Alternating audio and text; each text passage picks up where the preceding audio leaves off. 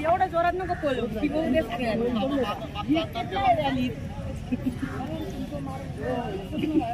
आपल्याला असं आपल्या मार्केटमध्ये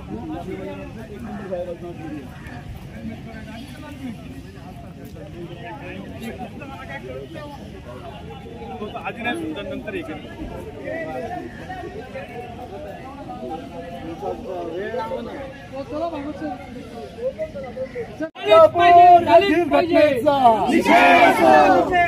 कोलकाता येथील घटनेचा नराधमांना शिक्षा झालीच पाहिजे। बलात्कारी आरोपींना फाशीची शिक्षा झालीच पाहिजे। बलात्कारी आरोपींना फाशीची शिक्षा झालीच पाहिजे। नराधमांना शिक्षा झालीच पाहिजे। आज आम्ही येथे वकील बार असोसिएशन तर्फे जो बदलापूर येथे घटना घडली आहे त्याच्या विरुद्ध आम्ही निषेध करतोय। कलकत्ता येथे जो घटना घडली आहे त्याचा पण आम्ही निषेध करतोय। बदलापूरमध्ये एकदम अत्यंत वाईट अशी घटना घडलेली आहे। मुलं ही देवघरची फुलं असतात। आपण मानतो मुलं ही देवघरची फुलं असतात, ती लहान असतात। ते 4 वर्षाची मुलं, चिमुरडी मुलं, ती कळी होती, उमरलेली पण नाही, एकदम छोटी, एकदम त्यांना बोलता येत नाही, त्यांना काहीच कळत नाही। अशा मुलींवर, 2 मुलींवर अशा नालायक माणसांनी त्यांच्यावर एकदम वाईट अत्याचार केला। अंगावर असे काटे येतात। हे ऐकूनच माणसाची मनात भीती वाटायला लागली का मुलींना शाळेत पाठवायचं का नाही पाठवायचं। आज प्रत्येक आईच्या मनामध्ये अशी धडधडी भरली का आपली मुलगी सुरक्षित आहे का नाही। शाळेत पाठवलं ती येईस तोपर्यंत मनामध्ये अशी धडधडी भरलेली असते का आज आपली मुलगी, आपण तर सोडली शाळेमध्ये, परंतु घरी कशी परत येते। त्या नराधमाने त्या मुलींवर शिवच्या बहाण्याने त्यांना बाथरूम मध्ये नेऊन त्यांच्यावर अत्याचार केले। एवढं घाणेरडा प्रकार। मी म्हणते शाळेत जर लहान मुलींना मावशी ठेवतात, या नराधमाला त्या शाळेत का ठेवलं होतं आणि त्यांचे प्रिन्सिपल असो, त्या मॅडम असो, त्यांनी त्यांच्यावर लक्ष का नाही ठेवलं। लहान मुलींना घेऊन जाण्यासाठी महिलाच ठेवली पाहिजे। शाळेमध्ये कॅमेरा असायला पाहिजे आणि आपल्या शाळेमध्ये कशी लोक राहतात तिथल्या प्रिन्सिपलनी त्याचा विचार केला पाहिजे का आपल्या आजूबाजूची माणसं कशी आहेत त्याप्रमाणे त्या लोकांनी तिथं कामाला लोक ठेवली पाहिजेत। आज त्या चिमुरडी आईच्या मनाला इतकं वाईट वाटते। आणि दुसरी गोष्ट, 12 तास त्या घरच्यांनी पोलीस स्टेशन मध्ये बसून त्यांची कंप्लेंट घेत नव्हती। हा कोणता न्याय झालाय। जेव्हा पोलीस स्टेशन मध्ये एखादा व्यक्ती येतोय आणि सांगतोय की माझ्या मुलीवर असं झालं, तर त्याच वेळेस पोलिसांची ऍक्शन असेल। तुम्हाला नाही विश्वास बसत तर त्यांचं मेडिकल करून घ्या आणि ते सर्टिफिकेट त्याचं लगेच ऑन द स्पॉट कंप्लीट घ्यायला पाहिजे होती।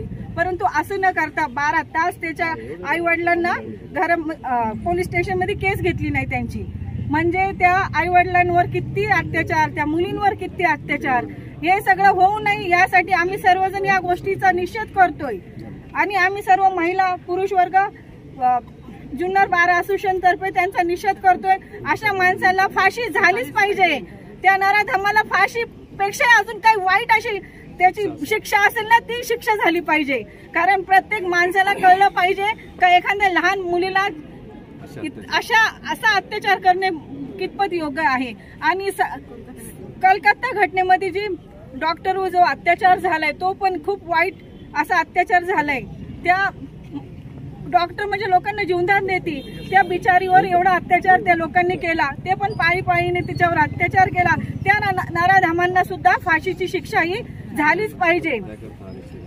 त्याकरता हा आमचा निषेध आहे आणि हा तहसीलदार साहेबांनी आमचं निवेदन घेतलं पाहिजे। एवढे बोलून मी थांबते। जय हिंद। जुन्नर तालुका वकील बार असोसिएशन तर्फे या दोन्ही घटनेचं बाबतचं निवेदन या ठिकाणी आज तहसीलदार साहेबांकडे अध्यक्ष या नात्याने सर्वांच्या संमतीने सर्वांच्या उपस्थितीमध्ये सुपूर्द करीत आहे। त्याचा आपण शासन दरबारी पाठपुरावा करावा ही आपल्याच विनंती।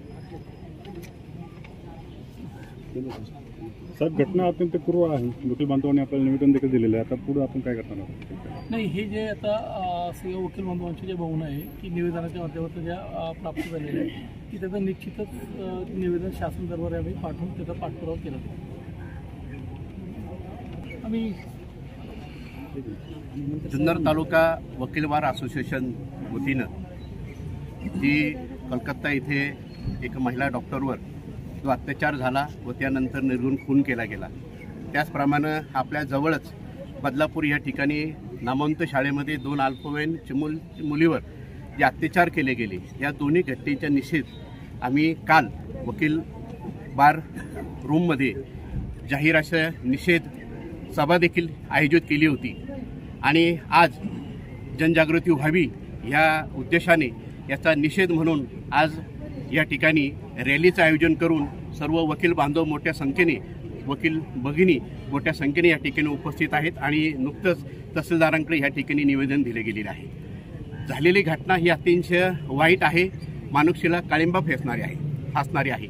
वास्तविक पाहता ही जी घटना अशी झाली नाही पाहिजे, कारण आपल्या धर्मामध्ये स्त्रीला देवीचं स्वरूप प्राप्त झालेलं आहे आणि खऱ्या अर्थानं आता अशी वेळ आलेली आहे म्हणायची की आपण जर पाहिलं तर कुठल्याही जनावराला जनावरासारखं वाग असं सांगायला लागत नाही, परंतु दुर्दैवाने आज माणसाला माणसासारखं वागा या अशी आव्हान करण्याची वेळ या ठिकाणी आलेली आहे आणि म्हणून याचा निषेध म्हणून आज आम्ही या ठिकाणी हे निवेदन दिलेले आहे आणि समाजामध्ये जागृती व्हावी. आम्ही वकील असलो तरी आम्ही एक ह्या देशाचे नागरिक आहोत आणि आमच्या वकिलांच्या माध्यमातून ह्या ज्या घटना आहेत याचा निषेध आणि ह्या समाजामध्ये जागरूकता निर्माण झालेली पाहिजे, केली गेलेली पाहिजे, म्हणून आम्ही त्याच्या आज हा निषेध या ठिकाणी व्यक्त करीत आहोत.